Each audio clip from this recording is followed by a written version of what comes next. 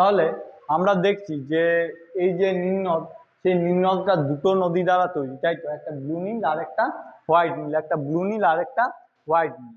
যেটা ব্লু নীল সেটা তৈরি হয়েছে ইথিওপিয়ার উচ্চভূমি থেকে। কোথা থেকে?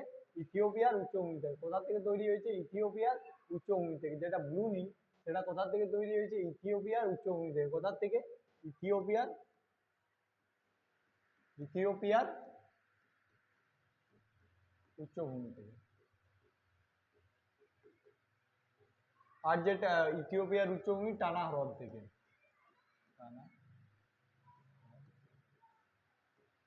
আর যেটা হোয়াইট নীল, সেই হোয়াইট নীলের উৎপত্তি স্থল কোথায়? ভিক্টোরিয়া জলপ্রপাত থেকে। কোথায়? সরি, ভিক্টোরিয়া হ্রদ থেকে। কোথা থেকে? ভিক্টোরিয়া ভিক্টোরিয়া হ্রদ থেকে। ভিক্টোরিয়া হ্রদ থেকে। তাহলে যেটা ব্লু নীলের উৎস কোথায়? না ইথিওপিয়ার টানা হ্রদ। আর যেটা হোয়াইট নীলের উৎস কোথায়? না ভিক্টোরিয়া হ্রদ। এই ভিক্টোরিয়া হ্রদটা কোন মালভূমির মধ্যে আছে? এই ভিক্টোরিয়া হ্রদটা কোন মালভূমির মধ্যে আছে? না এটা বুরুন্ডি মালভূমির মধ্যে আছে। কোন মালভূমির মধ্যে আছে? বুরুন্ডি মালভূমি।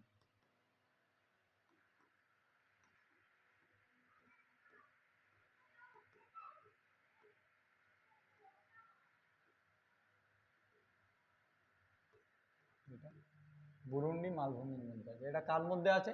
বুরুন্ডি মালভূমি। তাহলে এই যে হোয়াইট নীলটা ভিক্টোরিয়া হ্রদ থেকে তৈরি হয়ে, মানে বুরুন্ডি মালভূমির ভিক্টোরিয়া হ্রদ থেকে তৈরি হয়ে উত্তরের দিকে প্রবাহিত হয়েছে। আবার যেটা ব্লু নীল সেটা ইথিওপিয়ার উচ্চভূমির টানা হ্রদ থেকে তৈরি হয়ে এই সুদানের যে খার্তুম শহর, সেই সুদানের খার্তুম শহরে গিয়ে মিশেছে। কোথায়? সুদানের খার্তুম শহরে গিয়ে মিশেছে।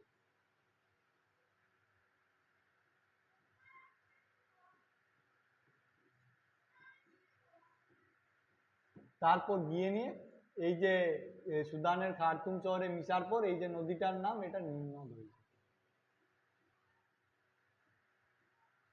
অবশেষে নীলনদ কোথায় গিয়ে মিশেছে? আটলান্টিক মহাসাগরে।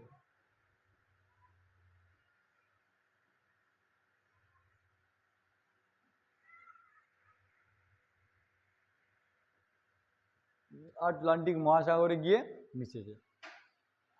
এরপর আমরা জানি যে এই যে বুরুন্ডি মালভূমি, এই বুরুন্ডি মালভূমির এই যে এই জায়গাটা প্রায় নিরক্ষীয় অঞ্চল ছিল না?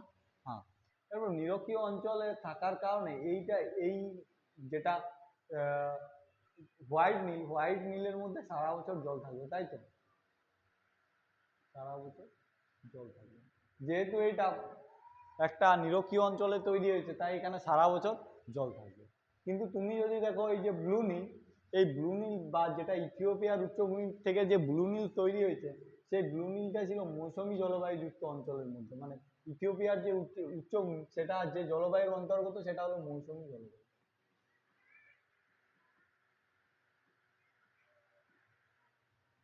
এবং মৌসুমী জলবায়ুযুক্ত অঞ্চলে হওয়ার জন্য বর্ষাকালে এখানে এই ব্লু নীলের মধ্য দিয়ে অতিরিক্ত জল যাবে। কারণ মৌসুমী জলবায়ু অঞ্চলে বর্ষাকালে বৃষ্টিপাত হয়, তাহলে বর্ষাকালে অতিরিক্ত জল হওয়ার ফলে এই যে এইটা নিম্নদের বন্যার সৃষ্টি হবে। কারণ যেটা হোয়াইট নীল ছিল, হোয়াইট নীল নিরক্ষীয় অঞ্চলে তৈরি হয়, এখানে সারা বছর জল আছে। এবং ব্লু নীলটা মৌসুমী জলবায়ুযুক্ত অঞ্চলে হওয়ার জন্য বর্ষাকালে এক্সট্রা জল নদীতে থাকে।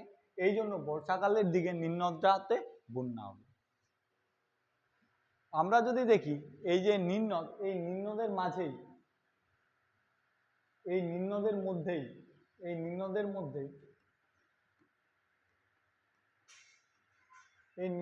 মধ্যেই মিশর একটা বাঁধ দিয়েছে। আর এই বাঁধটার নাম আসওয়ান বাঁধ। কি? উচ্চ আসওয়ান বাঁধ, যেটা পৃথিবীর দীর্ঘতম বাঁধ। এবার তোমরা যদি দেখো এই যে এই এরিয়াটা যেটা মিশরের মধ্যে পড়তো, এইটা পুরোটাই কিন্তু সাহারা মরুভূমির অন্তর্গত। কার? সাহারা মরুভূমি। স্বাভাবিকভাবে এটা যদি সাহারা মরুভূমির অন্তর্গত হয়, তাহলে এই জায়গাতে জল থাকবে না।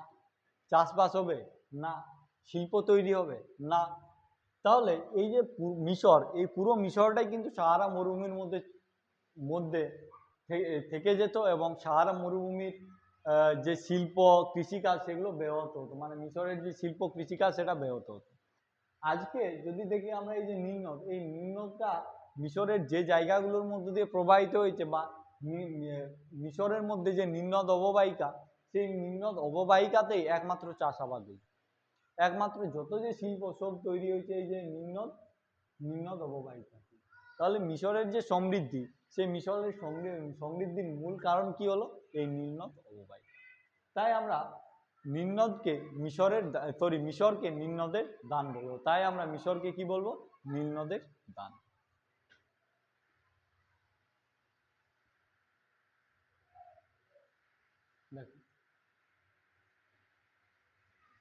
মিশর একটি বৃষ্টিহীন মরুভূমি, যেখানে মিশরের বৃষ্টিপাত প্রায় 25 সেমির কম। নীলনদ না থাকলে এটি সাহারা মরুভূমির অংশ হয়ে যেত। যেহেতু নীলনদ আছে এই জন্য এখানে বৃষ্টি মানে জল পাচ্ছে, আর জল পাওয়ার জন্য কৃষিকাজ হচ্ছে। যেগুলো ইজিপশিয়ান কটন, সেই ইজিপশিয়ান কটনটাও কোথায় তৈরি হয়? এই যে নীলনদ অববাহিকা, সেই নীলনদ অববাহিকাতে ইজিপশিয়ান কটনটাও তৈরি হয়। আবার নীলনদ অববাহিকাতে কি তৈরি হয়েছে? উচ্চ আসোয়ান বাঁধ, যার দ্বারা জলসেচ ও বন্যা নিয়ন্ত্রণ করা সম্ভব হয়েছে। এতগুলো কারণের জন্য আমরা মিশরকে নীলনদের দান বলে থাকি। এরপর যে দক্ষিণ আফ্রিকা, সেই দক্ষিণ আফ্রিকার খনিজ সম্পদ আমরা দেখতে পাচ্ছি স্বাভাবিকভাবে। আর দক্ষিণ আফ্রিকার যে উপরের অংশ বা মরুভূমি অঞ্চল বা সাহারা মরুভূমির যে অঞ্চলটা, সেই জায়গাটাতে কি পাওয়া যায়? খনিজ তেল ও প্রাকৃতিক গ্যাস প্রচুর পরিমাণে কি পাওয়া যাবে? খনিজ তেল ও প্রাকৃতিক গ্যাস প্রচুর পরিমাণে কি পাওয়া যাবে? খনিজ তেল ও প্রাকৃতিক গ্যাস। তাহলে এই যে সাহারা মরুভূমিতে আমরা কি পাবো? খনিজ তেল ও প্রাকৃতিক গ্যাস।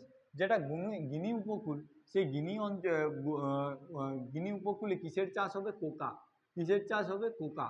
গিনি উপকূল অঞ্চলে সবচেয়ে বেশি কিসের চাষ হবে? কোকা। এই গিনি উপকূল অঞ্চলে সবচেয়ে বেশি কি পাবো আমরা? কোকা।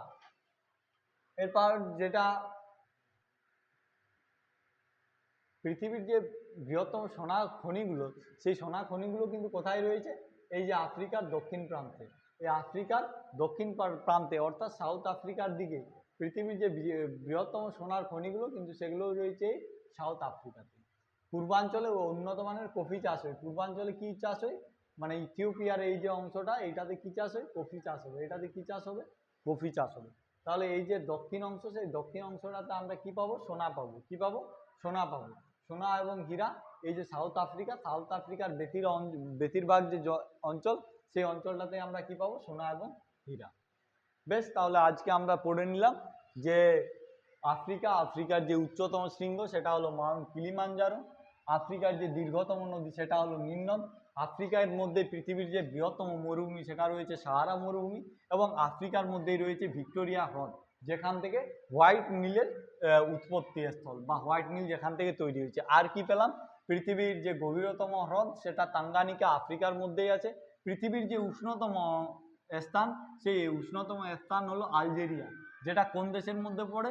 লিবিয়া। তাহলে পৃথিবীর যে উষ্ণতম স্থান সেটা হলো আলজেরিয়া, কোন দেশের মধ্যে পড়ে? লিবিয়ার মধ্যে পড়ে। অর্থাৎ পৃথিবীর যে উষ্ণতম স্থান সেটাও কোথায়, কার মধ্যে রয়েছে? আফ্রিকার মধ্যেই রয়েছে, সেটাও রয়েছে আফ্রিকার মধ্যে।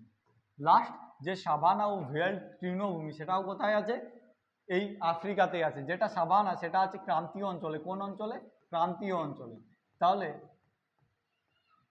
আফ্রিকার যে ক্রান্তীয় অঞ্চল সেখানে যে তৃণভূমিটা আছে তার নাম সাভানা, এবং নাতিশীতোষ্ণ অঞ্চলে যে তৃণভূমিটা আছে সেটা হলো ভেল্ড। এবং লাস্ট আজকের যে জিনিসটা সেটা হলো যে জিব্রাল্টার প্রণালী দ্বারা বা আফ্রিকা আর ইউরোপ এই দুটোর বর্ডার বা এই দুটোর মধ্যে বিভাজন কে তৈরি করেছে? জিব্রাল্টার প্রণালী। তাহলে আজকের পুরো কুইক রিভিশন এটা রইল। ঠিক আছে, পরের দিন আমরা আলাদা কোনো একটা ভিডিওতে আলাদা কোনো একটা টপিক, অর্থাৎ ওশেনিয়া হতে পারে বা ক্লাস 7-এর এই জিওগ্রাফির আলাদা কোনো একটা বিষয় বা চ্যাপ্টার নিয়ে আমরা এখানে আসবো। ধন্যবাদ সবাই।